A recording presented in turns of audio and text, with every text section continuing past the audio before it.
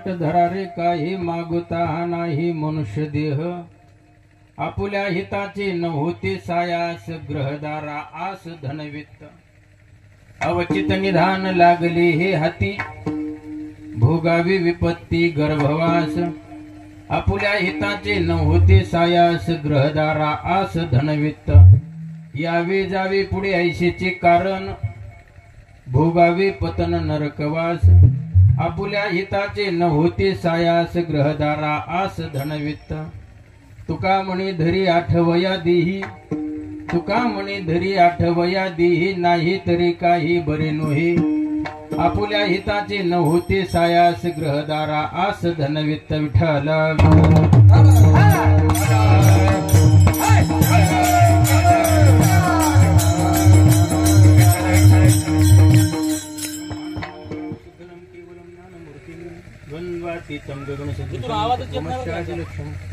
एकम नित्यं विमलमचलं सर्वदी साक्षीभूतं भावातीतं त्रिगुणरहितं सद्गुरुं तन्नमामि नमो सद्गुरु तुकया ज्ञानदीपा नमो सद्गुरु सच्चिदानंद रूपा नमो सद्गुरु भक्त कल्याण मूर्ती नमो सद्गुरु भास्करा पूर्ण कीर्ती सेवे लागी सेवक झालो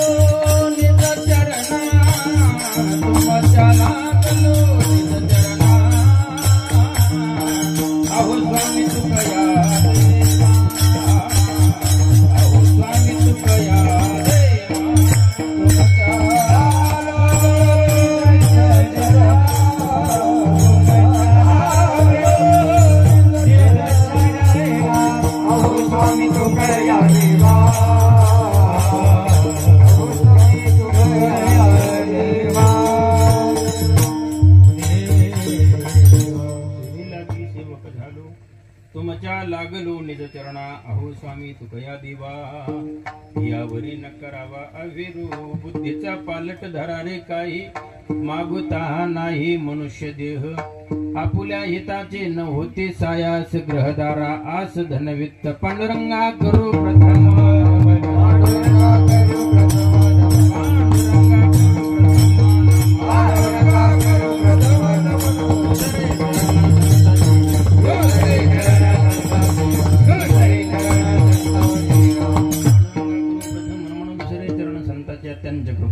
कधीचा विस्तारो बाबाजी सद्गुरुदास तुकादायांची केली स्मरण होय सगळं विज्ञान जनिकरण तेचे बंधू श्री चरण श्री गुरुंचे ते नमस्कारुण्याता प्रस्तुत प्राप्त प्रसंगी कीर्तन रूपे सेवेकरता निवडलेला अभंग महान भगवत भक्त श्रीमंत श्री विश्वभूषण वाणी सम्राट कैवल्य गुण निधान विद्वत जन मानस मराल वैराग्यस्य परमूर्ती ज्ञानेश प्रिय तुकोबाराय यांचा 5 चरणाचा अभंग सेवेकरता निवडलेला असून या अभंगामधून जगद्गुरु तुकाराम महाराज तुम्हा संसारिक जीवाला आपलं हित कशात आहे याचं सविस्तर दिग्दर्शन महाराज या अभंगात करतात विठ्ठल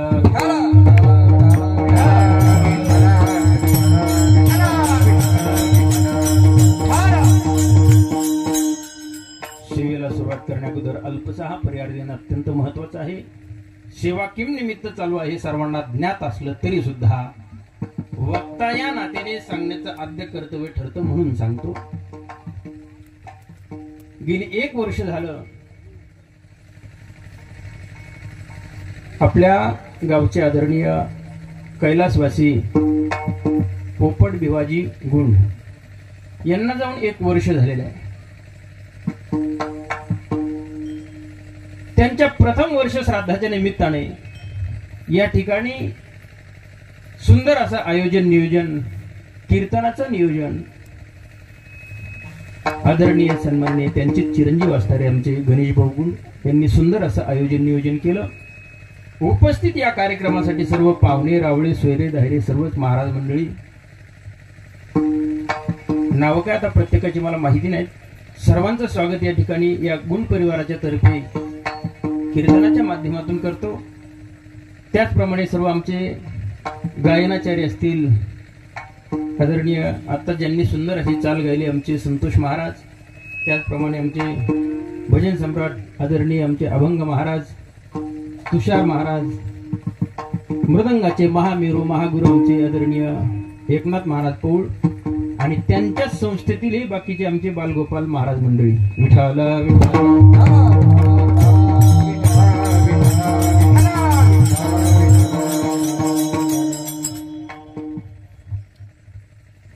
सिस्टीम एक नाव घेत राहिले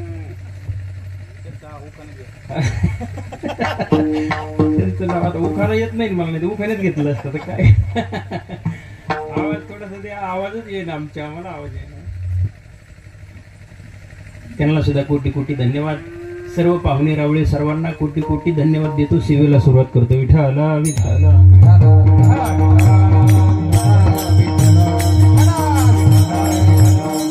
जगद्गुरु तुकाराम महाराज या अभंगामध्ये आपलं हित कशात आहे, अहित कशात आहे, अनहित कशात आहे याचं सविस्तर दिग्दर्शन महाराज या अभंगात करतात. ऐका. कार्यक्रम आहे वर्ष श्राद्धाच्या निमित्ताने. लक्ष देऊ नका. माणसाच्या जीवनामध्ये 3 सोहळे असतात. पहिला जन्माचा, दुसरा लग्नाचा आणि तिसरा मृत्यूचा. आता 2 नंबरचा सोहळा करायचा का न करायचा हे ज्याच्या त्याच्या हातात आहे, ज्याच्या त्याच्या मनावर आहे. पण ज्याचा पहिला झाला त्याचा तिसरा ठरलेलाच आहे. विठाला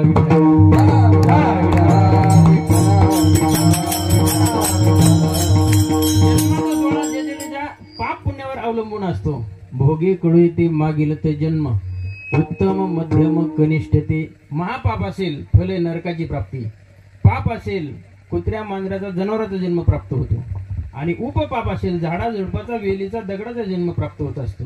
पापात्मक पाप पापात्मक पुण्य पुण्यात्मक पुण्य. पापात्मक पाप हे नरका जाईजे, पापात्मक पुण्य स्वर्गा जाईजे. मग मा तेजेने पाविजे ते शुद्ध पुण्य. महाराज सांगतात निषिद्ध कर्म आचरण केल्यानंतर फले नरकाची प्राप्ती, आणि सत्कर्म केल्यानंतर फले स्वर्गाची प्राप्ती, आणि सत्य कर्म केल्यानंतर वैकुंठ भुवनी. लक्ष देऊन ऐका बरं का. सत्कर्म आणि सत्यकर्म.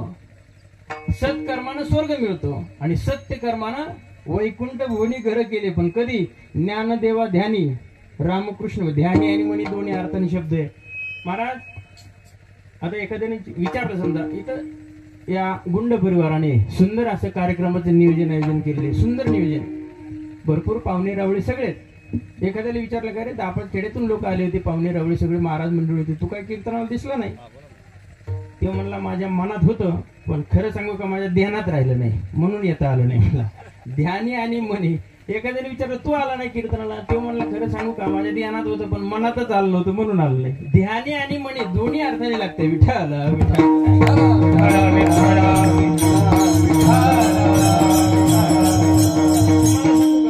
मनात येणं सुद्धा हे सत्कर्माला येणं, मनात येणं सुद्धा हे खरं पुण्याचं काम आहे.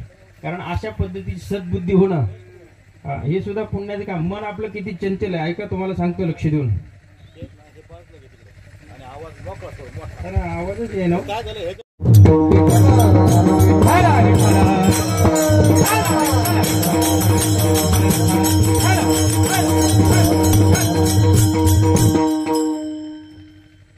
चला आता लक्ष देऊन ऐका. काय सांगत होतो मी? तुम्ही तर सिद्धी अंधारीत नव्ह, काही सांग म्हणा तुझी, आम्हाला काय गेले, आम्ही आलोच वर्ष. त्याच्या काय आदरणीय आमचे युट्यूबचे शूटिंग करणारे आमचे सौरभ महाराज ते या ठिकाणी आलेले आहेत. त्यांचं नाव घ्यायचं राहिलं, त्यांनी राग राग बघितलं माझ्या ध्यानात आलं त्यांचं नाव राहिलं. आमच्या आदरणीय कैलासवासी पोपट भिवाजी गुंड यांचं युट्यूबला कार्यक्रम जावा या अपेक्षेने आमचे गणेश भाऊ आदरणीय परमस्नेही परममित्र त्यांच्या वडिलांचा कार्यक्रम युट्यूब वरती असावा अशी हिशोबाने त्या अपेक्षेने आम्ही त्यांना बोलवलं. ते या ठिकाणी उपस्थित आहे, त्यांना सुद्धा कोटी कोटी धन्यवाद. ऐका, मन किती चंचल आहे याच्याबद्दल मी बोलत होतो. आपलं मन कसं चंचल आहे सगळे सुज्ञ ऐकणार आहेत. जास्त काही तुम्हाला सांगण्याची गरज नाही, नुसते ओव्या सांगू जातो. मन किती चंचल आहे, नाथमनांच्या भागवतातले ओव्यात ऐका, लक्ष देऊन, अर्थ तुम्हाला कळणारच आहे. मन किती चंचल आहे, कीर्तनात बसलेलं असलं तरी सुद्धा सगळीकडे फिरून येतं. हे मन कसं चंचल आहे ऐका.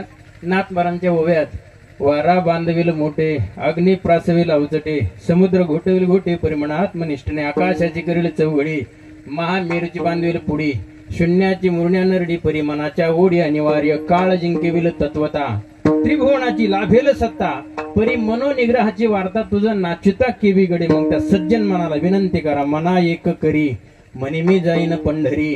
एक तत्वनाम दृढ धरी मना हरिशी करुणा येईल तुझे. आता माझ्या मने धरावा निर्धार चिंतनी अंतर न पडावे. मना ते धाव घेई राही विठोबाचे पायी. किंवा न करी रे मना काहीच कल्पना चिंतिया चरणा विठोबाच्या. चिंतिया चरणा विठोबा. न करी रे मना काहीच कल्पना चिंतिया चरणा विठोबाच्या.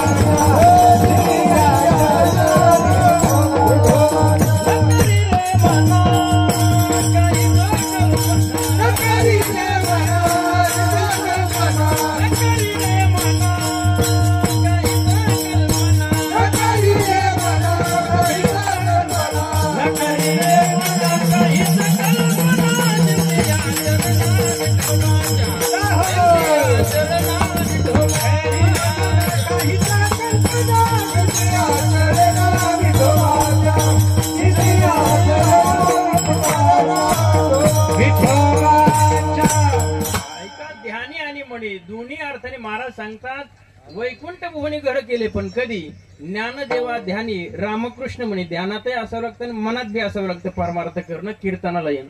मग इथं जे कीर्तनाला आलेले आहेत ना खऱ्या अर्थाने भाग्यवान माणसं आहेत. एवढे सगळे पाहुणे रावळे या ठिकाणी आले आणि खरं तुम्हाला सांगतो कीर्तन भजन प्रवचन हे भाग्यवानाच्या आणि पुण्यवानाच्याच नशिबात आहे. इथं पापी माणूस दुसरा येऊ शकत नाही, कारण बहुत सुकृताची जोडी. आणि म्हणूनही विठ्ठली आवडी. किंवा अनंत जन्मीचे सुकृत पदारी.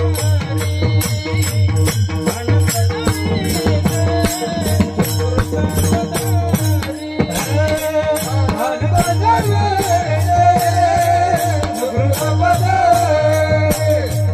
अनंत जन्मीचे सुकृत पदारी. अनंत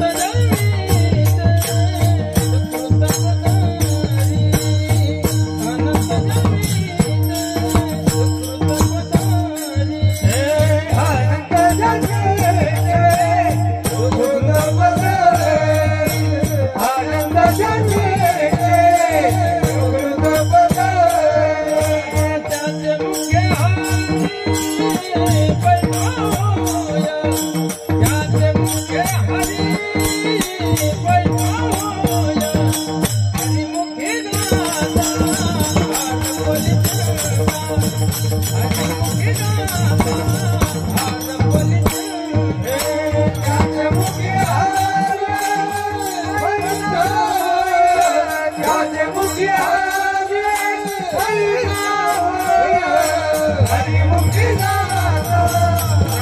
अनंत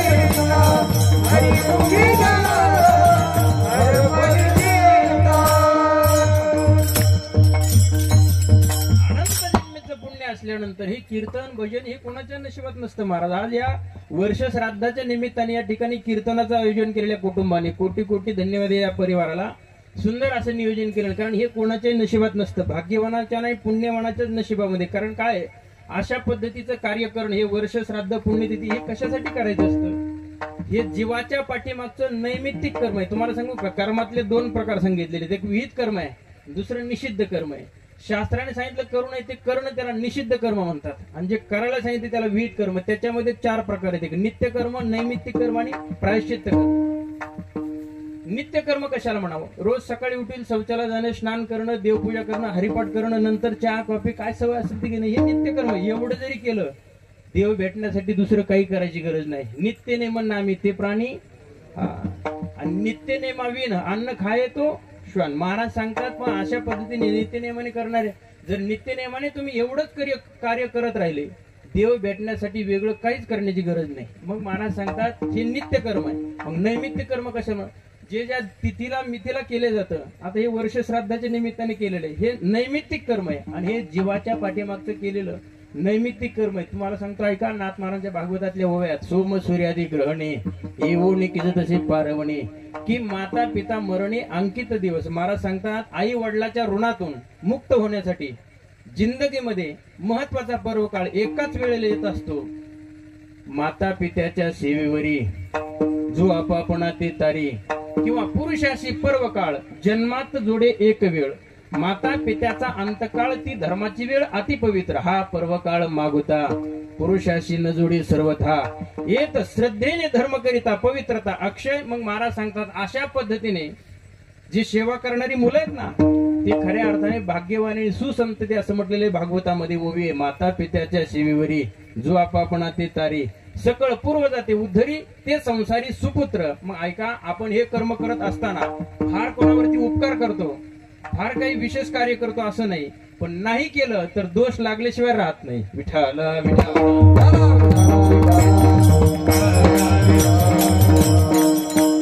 उदाहरण सांगतो, आता समजा एखादा फोर व्हीलर गाडी चालवणार आहे, गाडी चालवत असताना आपण सीट बेल्ट लावल्यानंतर गाडी चालवतोय, पोलिसांनी आपल्याला पाहिलंय, ठीक आहे, पाहिल्यानंतर आपण सीट बेल्ट लावलाय, चांगली व्यवस्थित गाडी चालवतोय, आपल्याला पोलीस काय असं प्रमाणपत्र देत नाही, चांगुलपणाचं प्रमाणपत्र देत नाही, पण नाही लावलं तर आपल्याला दंड केल्याशिवाय राहत नाही.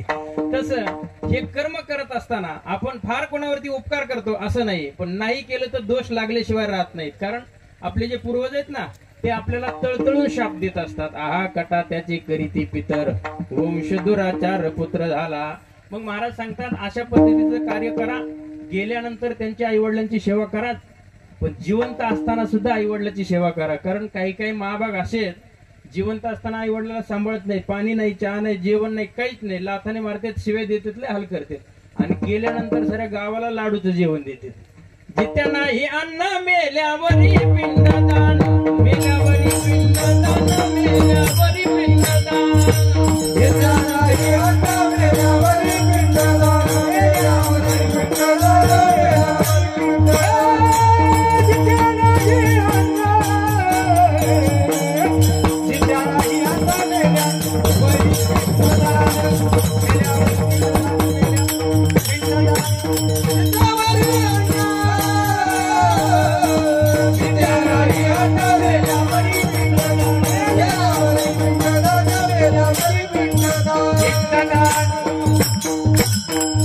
नाही अन्न मेल्यावरी पिंडदान. तसं नाही, मग या कुटुंबाने सुंदर असं नियोजन केलं. जिवंत असताना तर सेवा केलीच केली, पण त्यांची जी मुलं आहेत ना, आदरणीय आमचे मेजर साहेब असतील, सोमनाथ भाऊ असतील, गणेश भाऊ असतील, यांनी सुंदर कार्यक्रमाचं नियोजन केलं. खऱ्या अर्थाने परिवाराला कोटी कोटी धन्यवाद. त्यांची इच्छा अपेक्षा मनोकामना सर्वांच्या पूर्ण हो अशी सदिच्छा व्यक्त करतो आणि अभंगाकडे वळतो. ऐका, जगद्गुरु तुकाराम महाराज आपल्याला या अभंगातून उपदेश करतात. उपदेश कोण करतं आणि कोणाला करतं? ज्यांच्या अंतकरणामध्ये समाजाबद्दल दया आहे, माया, येतो हिताचा कळवळा, पडते हाती म्हणून काळा, किंवा बुडत हे जन नेदे डोळा. मग उपदेश मानवालाच करतात, पशु पशुपतिकाला हा उपदेश नाही. कारण माणूस हा विचार प्रधान वर्ग आहे. पशु काय पुण्य जाणती, उत्तम मध्यम भोग भोगीती. महाराज सांगतात पशु पशुपतिकाला, कारण पशु पशुपतिक हे भोग प्रधान वर्ग आहेत. माणूसच असा आहे की विचार प्रधान वर्ग आहे. मानवी जीवनाचा, ऐका लक्ष देऊन, एक विशाल आणि व्यापक विचार जर तुमच्या समोर सांगायचा ठरला तर मानवी जीवन हे केवळ पशु पशुपतिकाप्रमाणे जगण्याचं जीवन नाही, ते वागण्याचं जीवन आहे. केवळ वागूनही थांबता येणार नाही, ते उद्धार होण्याचं जीवन आहे. केवळ उद्धार होऊनही थांबता येणार नाही, ते जगत उद्धार करण्याचं जीवन आहे. विठाला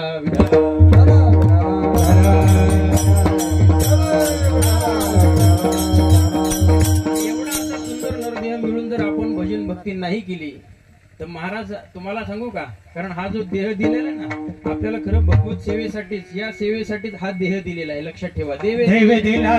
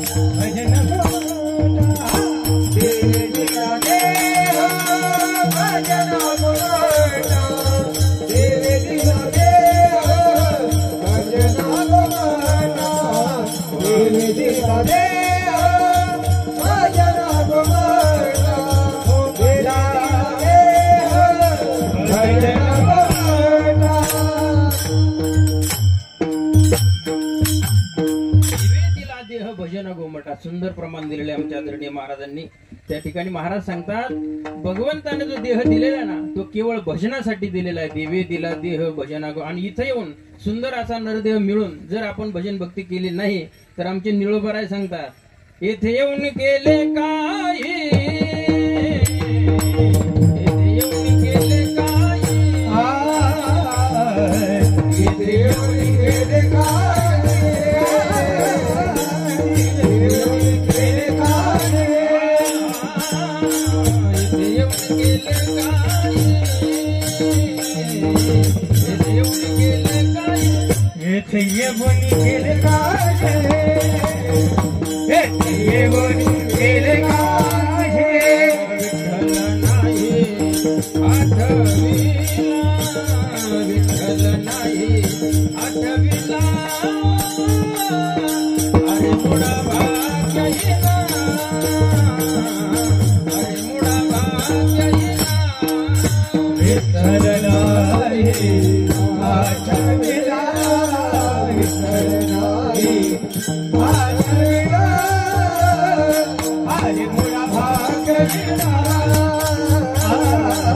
अरे मुळा भाग्य येला.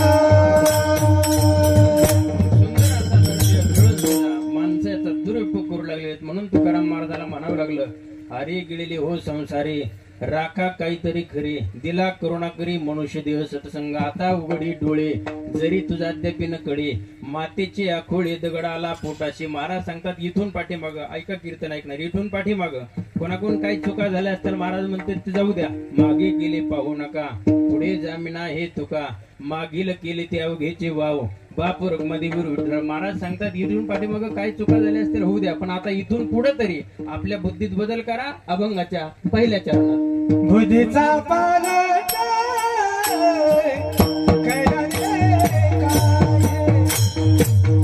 बुद्धीचा पालट कैराले, बुद्धीचा पालट धरारे काय, बुद्धीचा पालट धरारे काय,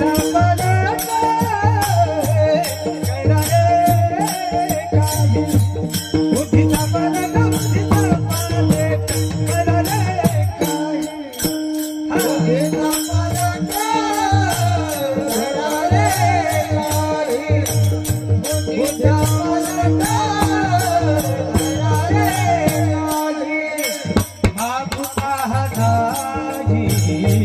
मनुष्य देह मागुता नाही, मनुष्य देह मागुता नाही, मनुष्य देह मागुता नाही, मनुष्य देह आपल्या हिताचे भक्ती सायाचे, आपल्या हिताचे भक्ती सायाचे, मागुता नाही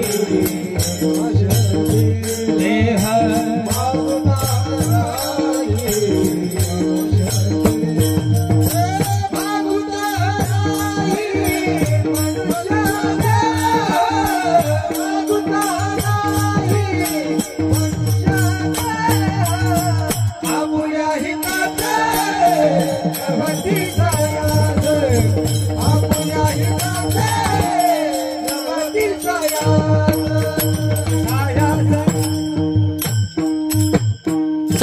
अभंगाच्या पहिल्या चरणात जगद्गुरु तुकोबाराय सांगतात, बुद्धीचा पालट धरा रे काही, मागता हा नाही मनुष्य देह. महाराज वर्णन करतात की आपल्या बुद्धीमध्ये बदल करा. का तर हा देह पुन्हा नाही, मागता हा नाही मनुष्य देह. तसं समाजामध्ये बघितलं महाराजांनी, जगद्गुरु तुकाराम महाराज समाजाकडे बघितलं, ऐका लक्ष देऊन, सगळा बदल आढळून आलेला दिसला महाराजाला, पण पाहिजे तो बदल नाही. काही काही ठिकाणी देशाचा बदल, काही वेशाचा बदल. आता देशाचा आणि वेशाचा बदल एवढा वाढलाय महाराज, ऐका लक्ष देऊन.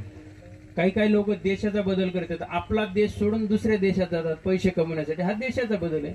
काही लोक वेशाचा बदल, वेशाचा बदल म्हणजे आता कपडे अशा पद्धतीचे घालतात महाराज शहरमध्ये, मुलगा आहे का मुलगी ओळखू सुद्धा येत नाही. हे देशाचा बदल, आपलं वेशाचा बदल आहे. तुम्हाला सांगतो, मराठवाड्यामध्ये माझ्या एका शहरला कीर्तन होतं, ऐका लक्ष देऊन. कीर्तन असं रंगात आलं, एक बारकं पोरग रडायला, त्याला म्हणलो, ते घेणारे सांगितलं, मला आवरा त्या मुलाला, तुम्ही कीर्तन ऐकत नाहीत, दुसऱ्याला ऐकू देत नाहीत, मोकार विक्षेप व्हायला लागला, आवरा त्या मुलाला. त्या घेणाऱ्याने सांगितलं, महाराज मुलगा नाही मुलगी आहे, कारण पॅन्ट शर्ट घातली तर केस कापलेली होती. म्हणलं असा ना, मुलगी का असा ना, पण तिला त्याच्या आईकडे द्या ना. त्या घेणाऱ्याने सांगितलं, मीच आई आहे, कारण तिने पॅन्ट शर्ट घातले.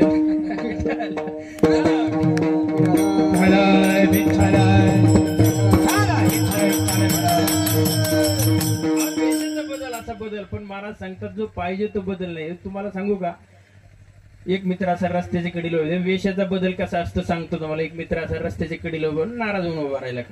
तिथून आमचे एकनाथ महाराज चालले, ते म्हणले, का रे लय चेहऱ्यावर नाराज दिसते, काय बनकडे काय सांगा म्हणलं. महाराज, एका मित्राला माझ्या 2 लाख रुपये उसने दिले होते म्हणलं मी. हे म्हणले, मग काय झालं आता, कशासाठी दिले होते. ते म्हणलं, चेहऱ्यावर प्लास्टिक सर्जरी करायसाठी.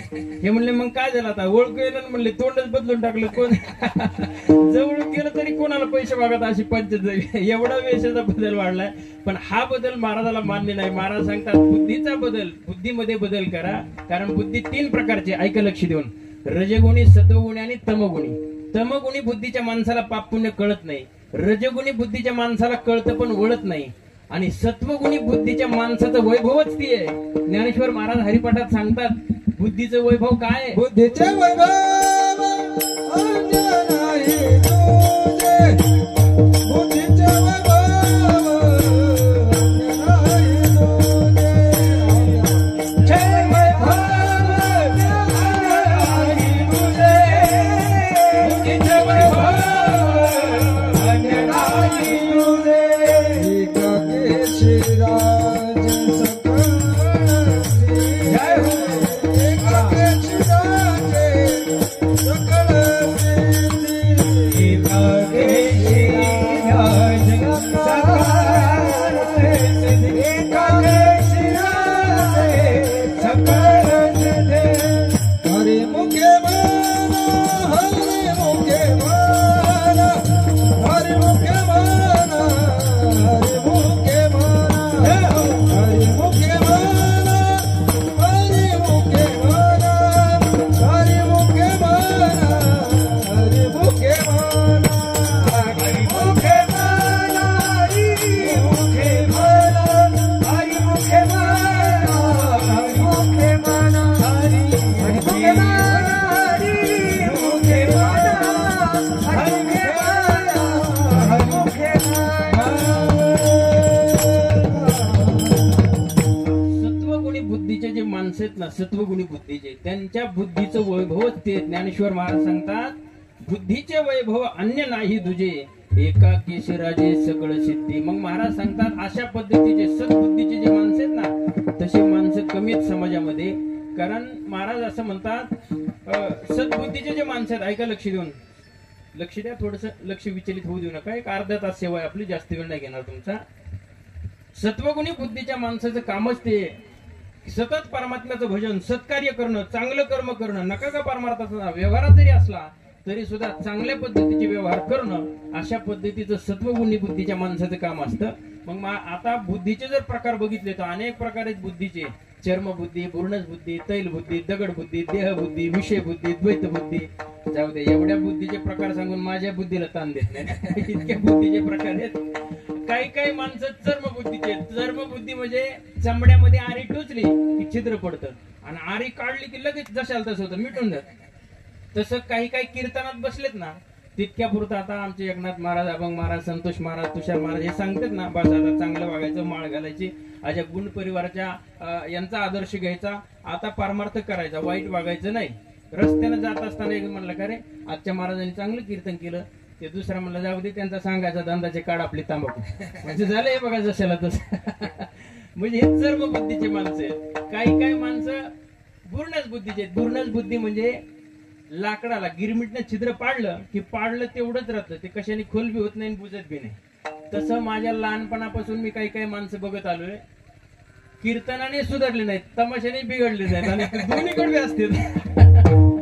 परमार्थात बी तेच असते. सप्त्याचं नियोजन करायचं म्हणलं की तेच पुढे, तारखा द्यायला तेच, आणि यात्रेचं नियोजन करायचं म्हणलं गौतम पाटील तारीख द्यायला तेच, आणि यात्रेत बी म्हणतात म्हणतात असं धरा असं वडा म्हणजे दोन्हीकडे चालते ती. अशा बुद्धीचे माणसं समाजात त्याला पूर्णच बुद्धीचे म्हणतात, पण ते कीर्तनाने सुधरत नाहीत आणि तमाशाने बिघडत नाहीत. अशा पद्धतीचे त्याला पूर्णच बुद्धीचे माणसं. काही काही माणसं तैल बुद्धीचे. तैल बुद्धी म्हणजे पाण्यावरती तेलाचा थेंब पडला की पांगत पडत थोडं आणि पांगत जास्त. तसं काही काही माणसं ऐकतात थोडं आणि जास्त पल्ला लावून सांगताना नाही का थोडं ऐकायचं आणि उगाच त्याला वाढवून सांगायचं काहीतरी. हे तैल बुद्धीचे माणसं. याच्यापेक्षा तुकाराम महाराज पुढे सांगतात काही काही दगड बुद्धीचे. दगड बुद्धी नाही, तुकाराम महाराज म्हणते व्यवहारात बघितलं तर काही काही दगडापेक्षा बिंडीभर बुद्धीचे माणसं. गडबरा देवा त्याहुनी दगडबरा देवा, हे त्याहुनी दगडबरा देवा, त्याहुनी दगडबरा देवा. तुका म्हणे आईशी बुद्धी ज्याची जड या उनी दगड बरे देवा. महाराज सांगतात अशा काही बुद्धीचे जड माणसं, जड बुद्धीचे माणसं आहेत. तुकाराम महाराज म्हणते त्यांच्यापेक्षा दगड बरे आहेत. ऐका लक्ष देऊन, किती जड बुद्धीचे माणसं आहेत. याहुनी दगड बरे देवा, त्यांच्यापेक्षा दगड बरे आहेत. मग असे जे बुद्धीचे माणसं आहेत ना, महाराज सांगतात हे किती जड बुद्धीचे माणसं आहेत. एक माणूस डॉक्टरकडे गेला. ऐका लक्ष देऊन. डॉक्टर साहेब म्हणा, डॉक्टर साहेब मी काय बोलतो काय नाही माझ्या आठवणीतच राहत नाही. डॉक्टरने विचारलं असं कधीपासून होतं तुम्हाला. हे डॉक्टरलाच म्हणतो कशाबद्दल विचारलं मला. म्हणजे इतक्या जड बुद्धीचे माणसं. असंच एक गिऱ्हाईक डॉक्टरकडे गेलो होतं. ऐका लक्ष देऊन. डॉक्टर साहेब म्हणा, डॉक्टर साहेब मला कोणी काही काम सांगितलं की माझ्या आठवणीत राहत नाही, मी पटकन विसरतो, काय करायला पाहिजे. डॉक्टर म्हणला आधी बिल द्या मग सांगतो, कारण विसरलं तर काय करा. अशाच जड बुद्धीचे माणसं समाजात. अहो तुम्हाला सांगतो एका माणसाला काम आठवणीत राहत नव्हतं, पण सकाळी एक काम त्याच्या लक्षात आलं. सकाळी संध्याकाळी आपल्याला ते काम वेळेवर करायचं म्हणलं. सकाळी आठवणीत आलेलं काम आठवणीत राहा म्हणून त्यांनी काय केलं, दोरा गुंडाळा असा बोटाला आपण अंगठी घालतो तसा दोरा बांधला. काम आठवणीत राहा म्हणून. ऐका, काम आठवणीत राहा म्हणून दोरा बांधला. दिवसभर काम केलं, संध्याकाळी घरी केलं, जेवण केलं, झोपायच्या वेळी त्या दोऱ्याकडे बघितलं. कोणतं काम करायचं होतं याच्यासाठी दोरा बांधला होता. आठवणीने काम करायचं म्हणून दोरा बांधला, पण काय काम होतं तेच आठवणीत येईना. मग रात्रीचे 10 वाजले, 12 वाजले, 2 वाजले, पहाटेचे 4 वाजले. विचार करीत होता आपल्याला काय काम करायचं होतं नेमकं. आपल्याला आठवण राहावं म्हणून दोरा गुंडाळला, पण काय काम करायचं होतं. पहाटेचे 4 वाजले. पहाटे 4 वाजता त्याच्या लक्षात आलं की याच्यासाठी बांधलं होतं, आज लवकर झोपायचं होतं.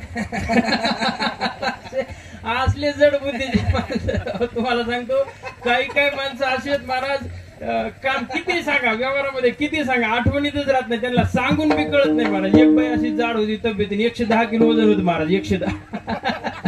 अजून टाइम आहे तुम्हाला तिथपर्यंत जायला.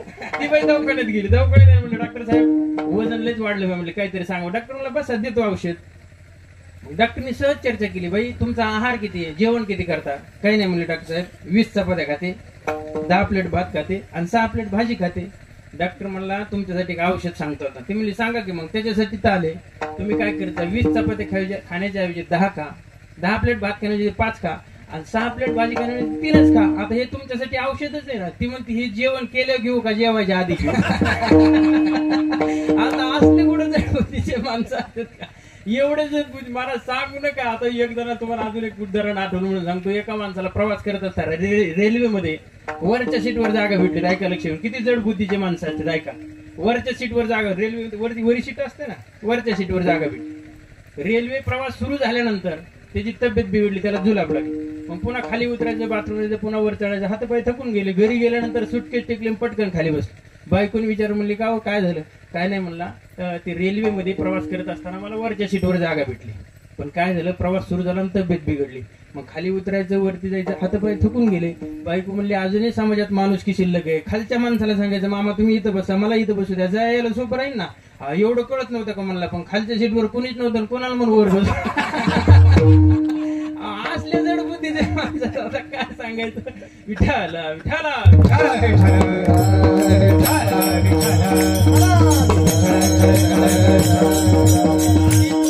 आता हे जड बुद्धीचे झाले. काही काही व्यवहारामध्ये असे निर्बुद्ध आहेत. निर्बुद्ध, जड बुद्धी नाही, बुद्धीच नाही. वैशाखाचा महिना चालू होता, लगेच सराचे दिवस होते. मरणाची गर्दी एसटी स्टँडवर. ऐका लक्ष देऊन, मरणाची गर्दी एसटी स्टँडवर. आणि त्या एसटी मध्ये आता लग्न साऱ्या गर्दी भरपूर, एसटी त्याला जागाच नाही. एक जण असं तब्येतीने जाड होतं, ते ड्रायव्हरच्या केबिन मधून घुसलं आणि केबिन मधून घुसल्यानंतर ते बॅटरीचं घोक असते ना त्याच्यावर बसलं. गाडी बरीच पुढे गेली, 60, 70, 80 किलोमीटर. ड्रायव्हरने गाडी नाश्ता पाण्यासाठी उभा केली. उभा केल्यानंतर मग ते गेलं नाश्ता करायला. हे निर्बुद्ध तिथंच बसलेलं ते बॅटरीच्या खोकीवर. 10-15 मिनिटात आला ड्रायव्हर. आल्यानंतर ते ड्रायव्हरची सीट आणि बॅटरीच्या मध्ये ती गेअरचं दांडक असते ना, गिअर बॉक्स, त्याला ते गिअर बॉक्सच दिसना. ते लागले इकडे तिकडे बघायला. ते निर्बुद्ध म्हणलं, काय साहेब तुम्ही काय बघता, ते इथलं दांडकं बघता का? दांडकं म्हणलं हो. काय सर सकाळपासून बघतो म्हणलं तुम्ही त्याला सारखं माग मोरी देत होते, तुम्हाला काय उपटलच नाही म्हणलं. ते तुम्ही नाश्ता करत होता तिला फेकून म्हणलं. आता ते काय दांडकं फेकून द्यायचं होतं का काय? हे असले निर्बुद्धी माणसं असतात हो. काही समाजामध्ये आता तुम्हाला सांगतो, आता हे जड बुद्धी झाली निर्बुद्ध, पण काही माणसं एवढे हुशार आहेत महाराज. व्यवहारामध्ये काही शिकलेले नाहीत, काय नाही, पण लय सामान्य माणसं पण लय हुशार, अतिशय हुशार. 4 क्लास 1 इंजिनियर एका शेतामध्ये काम करत होते. ऐका लक्ष देऊन, सामान्य माणसं कशी हुशार असते. 4 क्लास 1 ऑफिसर एका शेतामध्ये काम करत होते. आणि काम काय होतं, जुन्या काळामध्ये ते लोखंडाची नळी होती 100 फूट लांब, 2.5 इंची लोखंडाचं पाईप 100 फूट, पण सरळ नव्हतं, वाकड्या तिकड्या स्वरूपाचं होतं. ऐका लक्ष देऊन. आणि काम असं होतं जुन्या काळात, ते रेळाचा दोरा असतो ना, ते आलिकून घालायचं आणि पलिकून काढायचं. असं जवळून जाताना एका शेतकऱ्याने यांना पाहिलं होतं, पण ते परेशान झाले. वाकडे तिकडे असल्यामुळे कसं ते बांबू बिंबूला बांधून टाकलं होतं वाकडे तिकडं सापाच्या आकाराचं. परेशान झाले ते शेतकरी. माघारी येत असताना हे सगळे डोक्याला हात लावून बसलेले होते. ते शेतकरी म्हणला, काय साहेब टेन्शन दिसतंय? जाणं म्हणले, कशाला आम्हाला टेन्शन देतो? म्हणले, काम काय ते तर सांगा. म्हणले, आता आम्ही इंजिनियर असून आमची बुद्धी झाला ना, तुला काय काम आहे? काम तर सांगा काय आहे ते. म्हणले, हे रेळाचा दोरा आहे ना, आलिकून घालायचा आणि पलिकून काढायचा. काय राव म्हणला, 2 मिनिटाचं काम झालं नाही वेळ. ती म्हणले, टिंगल करतो का आमची? म्हणला, दोरा घालायचा पलीकडे. गालभर म्हणला, कसं घालतो? आता ते शेतकरी गेलं बी, बाजरी वगैरे काढून ते कोबडा बुतडा नसते का ते सरमडाचं, ती गंज लावलेली होती.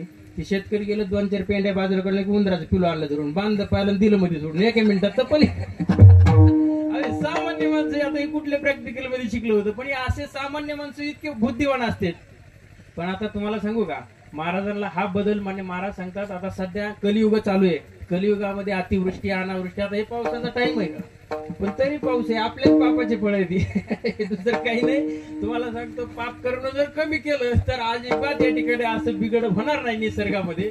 पण हे अतिवृष्टी अनावृष्टी हे आपल्या कर्माची फळ आहेत. अहो तुम्हाला सांगू का, साधं कोर्टामध्ये चहाचा कप पाजलं तर माणसं साक्ष बदलते. अहो एवढं बदल आहे महाराज. जरा माफी मागून सांगतो, काही न्याय देवता सुद्धा अशा 10-5 रुपये दिले की न्यायच बदल आहे. मग अशा पद्धतीने जर तुम्ही साक्ष दिली, त्याचा परिणाम काय आहे? त्याच्या पूर्वजा पतर नरके किडे होती जाण, लोभावरी ठेवणी हित करीती असत्य न्याय नीत.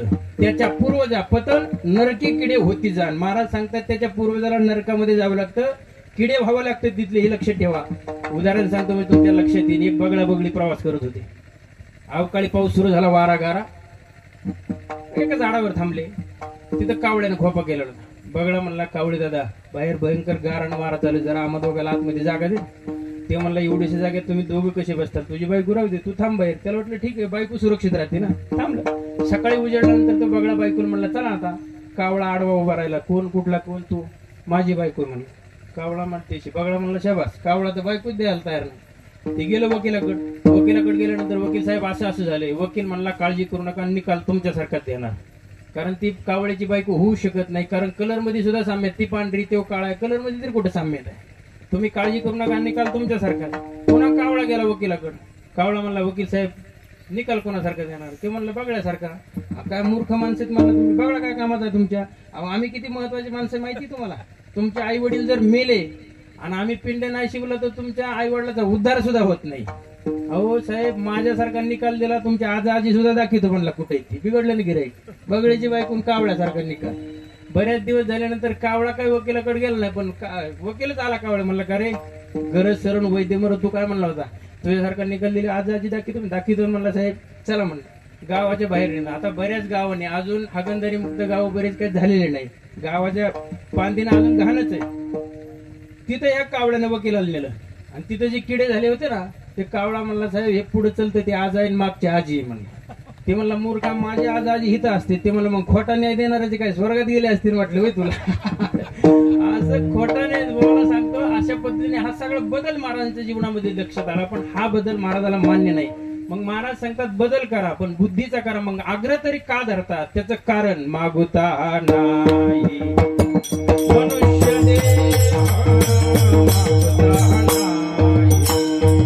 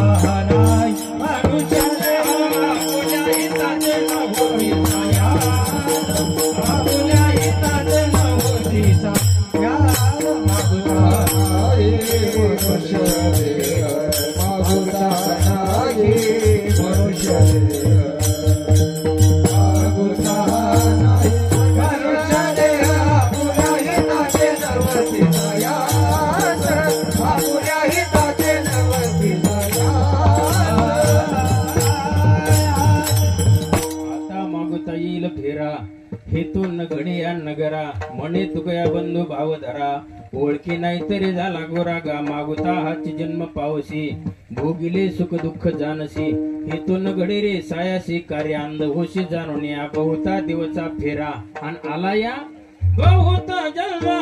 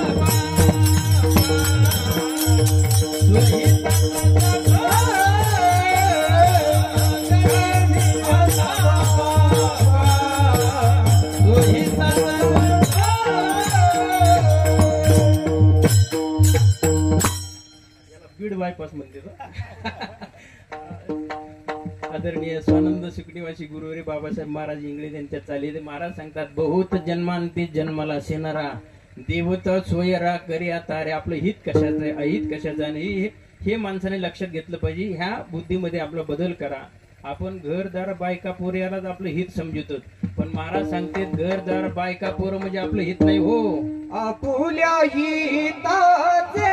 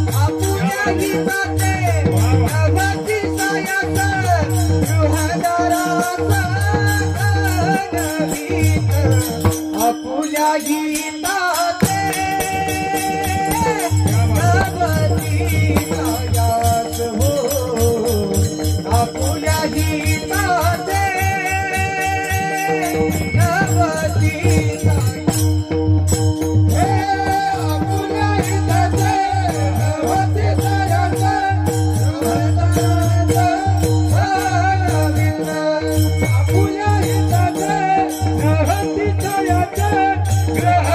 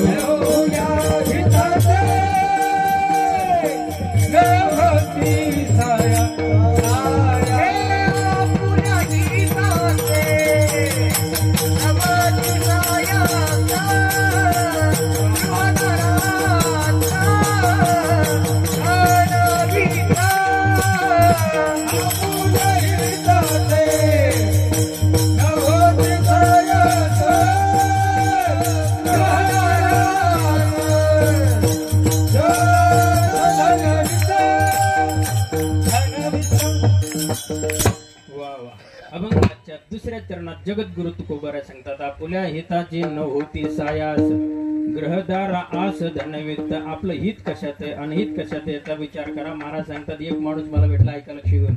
ते म्हणला महाराज काही नव्हतं म्हटलं आपल्याकडं माणसं हित कशात समजत येत ऐका. तो म्हटला महाराज काही नव्हतं म्हटलं आपल्याकडे शून्यातून सगळं विश्व निर्माण केले म्हटला. रात्रीचा दिवस दिवसाची रात्र हाडाची काढ रक्ताचं पाणी केलं म्हणला. राबलो. आता 2 मुलं आहेत म्हणला. दोघाला 2 बंगलेत 20-20 एकर बागायती जमीन. आता काही राहिलं नाही शिल्लक. मरायला मोकळा झालो कारण माझं गंगेत घोडं नालं. महाराज म्हणतात नालं नाही वाहून गेलं मन. अरे घरण दारण बायका पोरं म्हणजे ही आपलं हित नाही हो.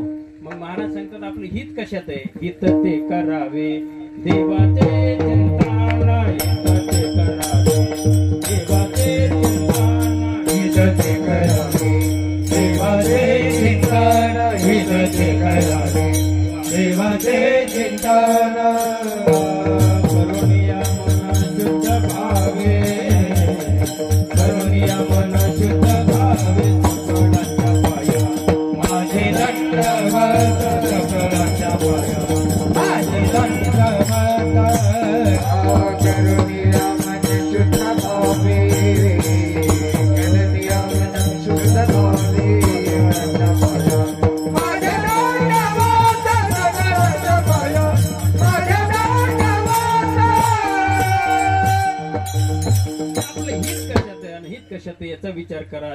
महाराज सांगतात हित ते करावे देवाचे चिंतन. करो नियमन शुद्ध भावे. कारण घरदार बायकापूर हे सगळा मतलबाचा बाजार आहे. आपल्याला वाटतं बायकापूर आपल्यावर प्रेम करतात पण कोणी आपल्यावर प्रेम करत नाही हे लक्षात ठेवा. जोवरी चळण गा तोवरी म्हणते माझा. मानिती लान थोर देह सुखाच्या काजा. इंद्रिय मावळले आला बागुलाजा. कैसा विपरीत झाला तोची देह नव्हे तुझा. धनवंत पुरुषाशी श्री लवटव करे कैशी. तुकडा देखुनी सुने जैशी हलवी पुष्याशी कोकान. एखाद्या वेळेस समजा आपल्या बायकोला मनपसंत साडी मनपसंत दागिना घ्या बघा बायको कशी पुढं पुढं करते. पण एखाद्या दिवाळीला समजा सांगा तिला नाही यंदा तुला साडी सोनं नाणं घेत जरा समजून घ्या. ती म्हणते काय समजून घ्या बसा गप तुम्हाला तर काय अक्कलच नाही. नक्कलच नाही ना अक्कल कशी आता. नक्कल असली तर अक्कल नाही. हे तुम्हाला सांगतो कोणी आपले प्रेम करणार नाही. तुम्हाला सांगू सब पैसे के भाई दिल का साथी नाही. अहो एक उदाहरण सांगतो म्हणजे लक्षात येईल. एक मित्राला म्हणलं का रे सोमवारी ये म्हणला नगरला. म्हणला का एका मुलीचं माझं रजिस्टर मॅरेज आहे म्हणलं. ऐका लक्ष देऊन. बोलू नका ना मागची येणार भरपूर जागा बसतील ना. फक्त मंडपात बसलेले बोलू नका. कीर्तनात विचारले होते नाही सांगणार मग बसतील. ऐका काय सांगत होतो मी. हा रजिस्टर काय म्हणते.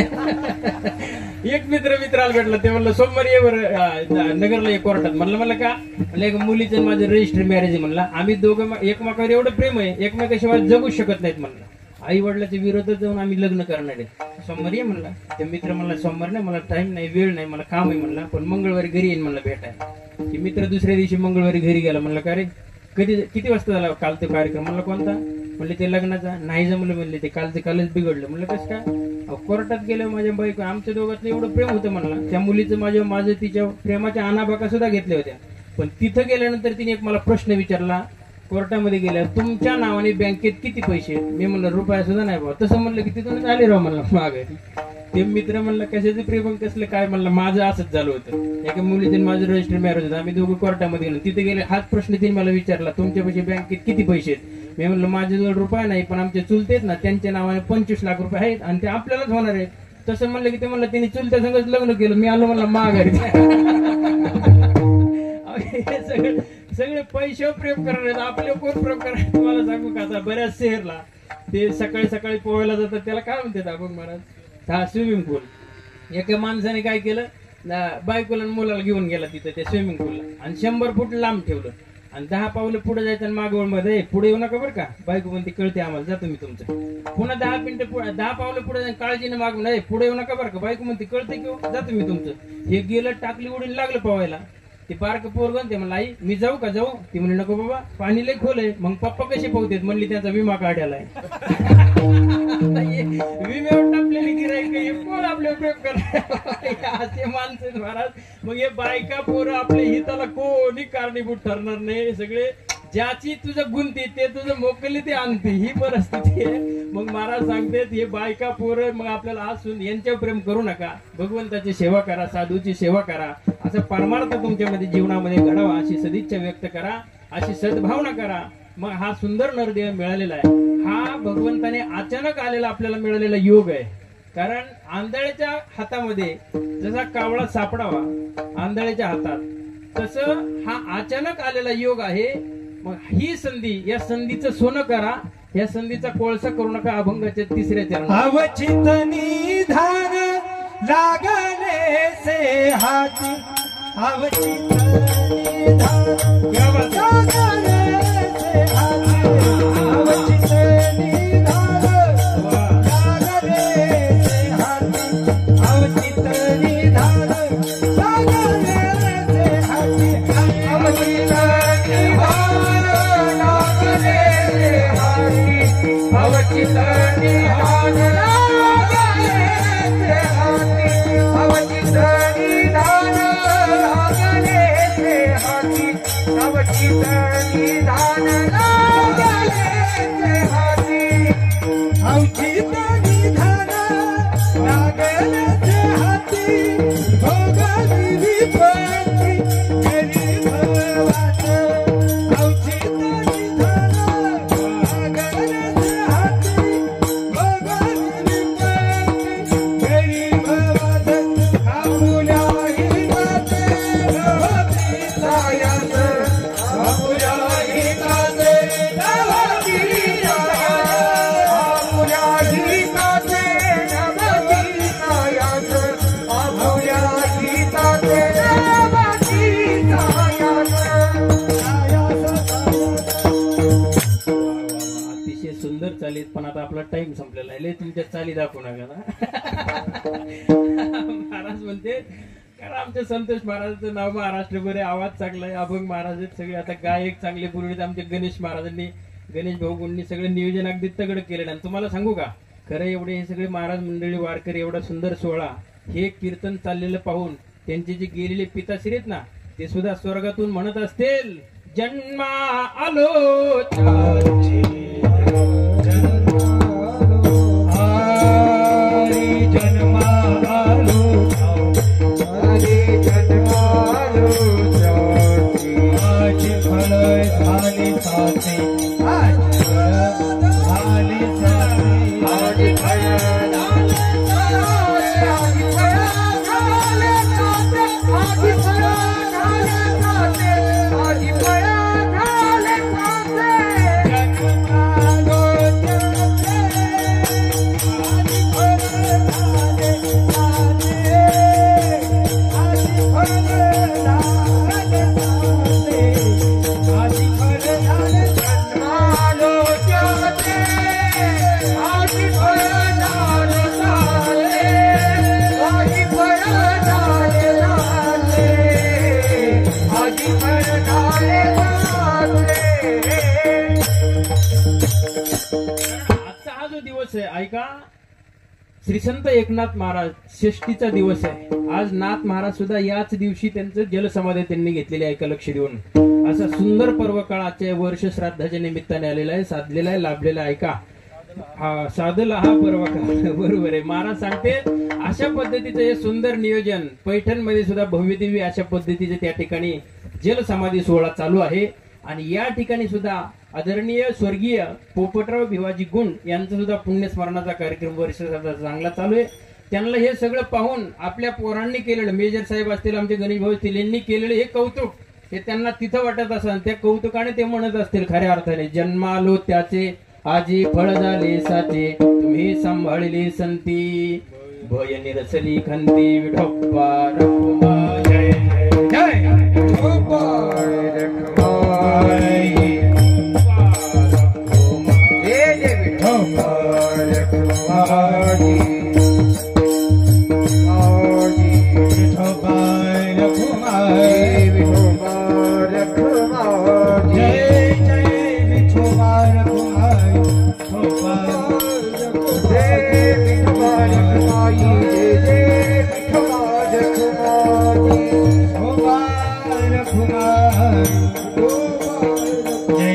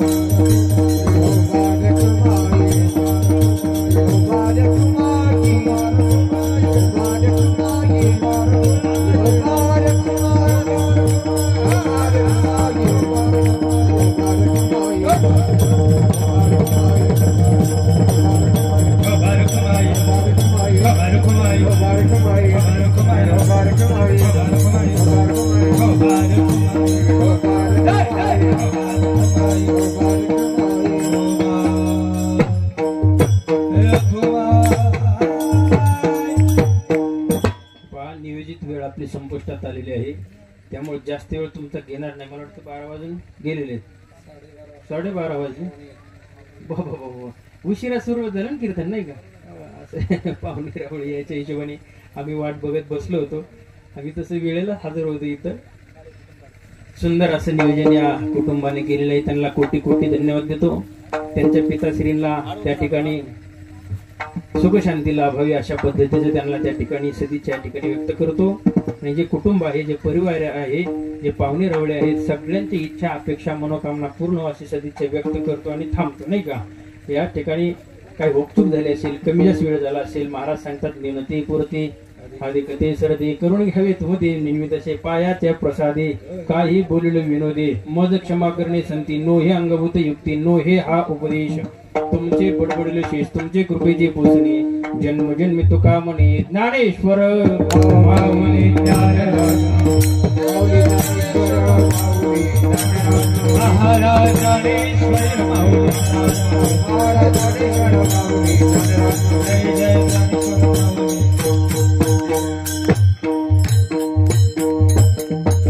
पुण्यस्मरणाच्या निमित्ताने सगळ्यांना एक विनंती करतो, ज्यांच्या गळ्यामध्ये माळ नसेल त्यांनी पवित्र माळ घाला. कारण कसं आहे, हा आपण नुसतं जीवन जगतो, काहीतरी आपल्या जीवनामध्ये सत्कार्य घडावं, हा देहच त्याच्यासाठी आपल्याला भगवंतांना दिलेला आहे. मग या पुण्यस्मरणाच्या वर्षश्राद्धाच्या निमित्ताने आपण इथं आलात, कीर्तन श्रवण केलेलं आहे, चांगलं नियोजन या कुटुंबाने केलेलं आहे. त्या निमित्ताने ज्यांच्या गळ्यात माळ असेल त्यांनी अतिशय उदार अंतकरणाने सद्भावनेने गळ्यामध्ये तुळशीची माळ घाला. पवित्र अंतकरणाने परमार्थ करा, आई वडिलाची सेवा करा, साधूची सेवा करा. अनितीन अधर्मानं वागू नका, व्यसनाहारी जाऊ नका, संसार उद्ध्वस्त करू नका अशी सदिच्छा या ठिकाणी विनंती करतो आणि याच ठिकाणी थांबतो. विठ्ठल जय जय.